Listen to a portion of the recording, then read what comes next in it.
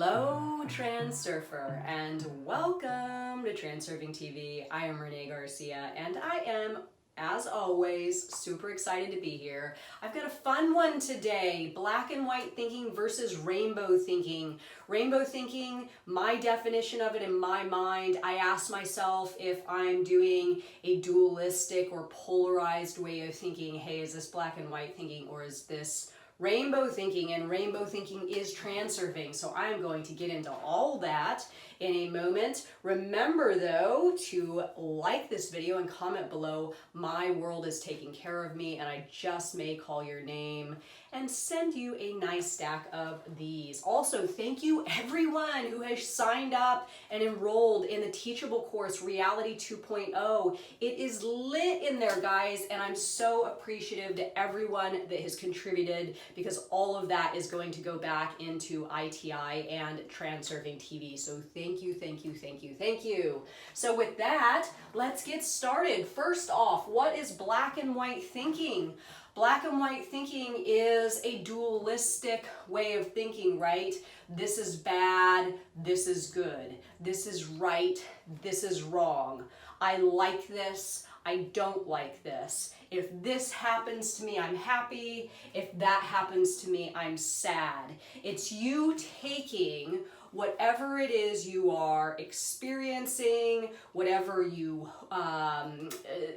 coming in your direction, maybe some bad news comes in your direction, bad news, right? I just did it there. See how easy it is to do? Maybe some news comes into your direction and you immediately latch on to it and say, oh, that is bad news. So what happens when we do this, when we go into dualistic or polarized thinking, is we shift around with our frequency and our emotions and adhere to whatever it is that we are responding to in the way that we have perceived it. That's why Vadim Zeland in the book talks a lot about a couple of concepts that help us with this. One, advantage, always seeing the advantage in something, because there is always an advantage there. We will get to that more in a moment though.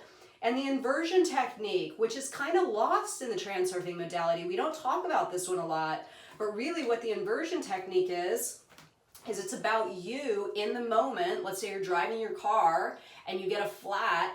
Instead of you losing your shit and pulling over on the side of the road and cussing and screaming and getting angry and calling somebody on the phone and being unhappy about the situation, you treat that event as though something really, really good just happened for you. So remember, when you start responding, the responsive snail thing, to external stimuli that's going down in your environment, and you lose yourself, once you lose yourself, once you lose your awareness, once you lose your ability to maintain hold of your thoughts, your actions, and your frequency, you essentially allow yourself to transfer over to the frequency of the pendulum or the event or the person or whatever it is, and that can hinder you from staying steady on the current track that you are on.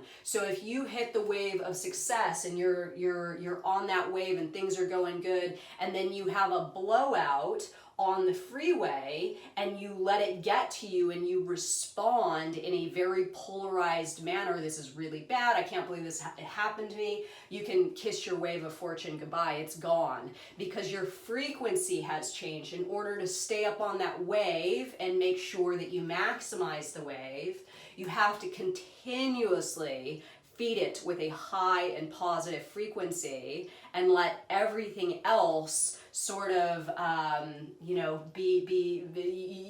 choose the perspective of it, right? The rainbow thinking. You decide that you are going to perceive it, respond to it, do something different with that information other than doing this stuff here. So some more black and white thinking, this or that. So I used to be a person that would try to always choose the right thing. I mean, a lot of us do this, right? So we have two options in front of us, and we sort of view one option as being the right choice and one is the wrong choice, and we put pressure on ourselves to choose the right one rather than choosing the wrong one. Like, oh, what should I do? Should I choose this job or should I choose that job? Or maybe something is going down romantically, maybe something with a friendship, who knows? Just this can happen in all aspects of life where we are confronted with choices that are either this or that. And I know I can speak from my own experience in times when I've been confronted with two choices. I felt the pressure on me, like I needed to choose the right one. Otherwise, if I didn't, I would choose the wrong one, and then there would be consequences. There is no right or wrong choice. Both of them are right. And if you choose one and you don't do the right thing with it, both of them can be wrong too. So it's your application of these concepts. It's how you work that choice. It's how you really get in there and make that choice the wrong one. I know for me personally, after doing this for a long period of time, I started to feel like, man, I get this sensation that like when I make the right choice, somebody's gonna come and tell me like, oh, there, you hit it, you made the right choice. There's nothing like that. Nothing, you're never gonna get confirmation from your external environment that you absolutely made the right choice or the wrong one. It's how you work with it. That's what matters. It's whatever choice you make is going to be the right one, just as Mr. Zeland says, and that is the truth, y'all. So only one way. Again, this kind of gets back to this or that. You believing that something needs to happen in only one way. Like, I need to stay with this guy and marry him, and this is the only way this relationship can play out in order for me to feel happy, right? This is you really banking and having high importance levels on something playing out a specific way because in your mind you have deemed that the right way, and the alternative or the absence of that thing happening or whatever is the wrong, right? This is classic, all these things, classic black and white thinking. Dualism, catastrophizing. That's the other thing, catastrophizing. So many people are like, oh my God, my life, ah. So, okay, even if your life is coming undone at the seams, responding like that is not going to do anything for you. Get into rainbow thinking. Wow, something crazy is happening right now. What does this mean for me? How am I going to benefit? What can I learn? Where's the advantage? How can I flip it upside down and invert it and view it as a positive? Wow, this road is getting bumpy, but I'm sure at the end of it, man, there's going to be something good, but I have something to learn in this moment, or the world's trying to tell me something, or something, right? But classic catastrophizing is definitely not going to, you're not going to benefit from that in any way whatsoever. Okay, so getting now to the rainbow thinking. What exactly is rainbow thinking? Again, it's you seeing the advantage. The cool thing about advantage is oftentimes you can find the advantage when you've practiced this concept.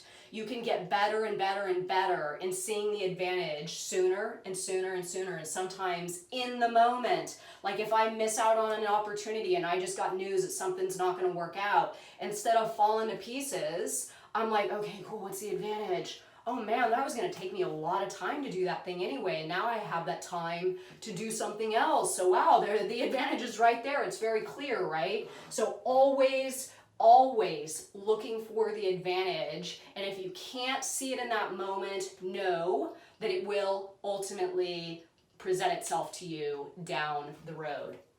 Non-dualism. Read some stuff on non-dualism, y'all. It's awesome. It's like everything in the world is just something. None of it's good, none of it's bad. It's what we make it out to be. And this is really, transurfing is a non-dualistic modality.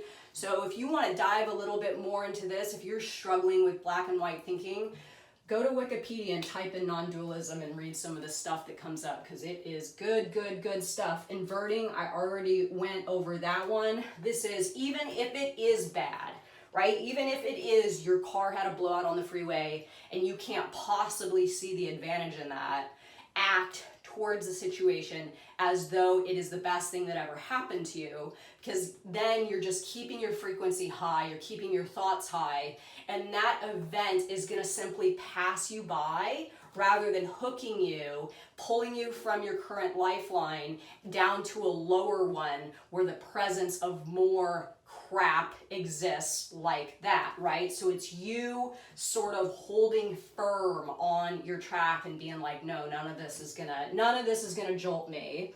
Always presence of good and bad. This is where it really just kind of comes together, boils down to this one simple thing that I believe now to absolutely be a fact. And this is every single event in the alternative space, everything that happens to us in our layer of reality, everything has the presence, has both good and bad attributes. As human beings, we are programmed to think in a dualistic way, because this has kept us alive.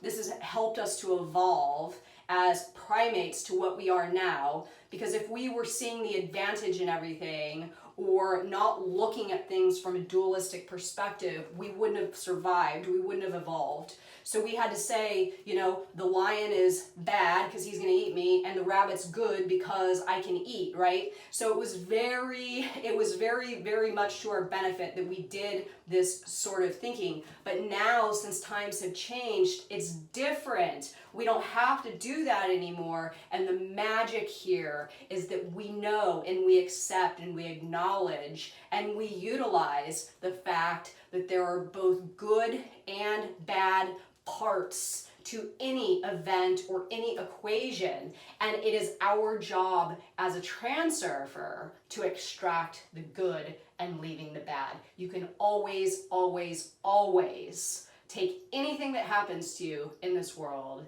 to your benefit as an advantage in some way. So are you black and white thinking, or are you rainbow thinking? Let me know below. And remember to like this video and comment below. My world is taking care of me. And don't forget my teachable course. Bye, guys.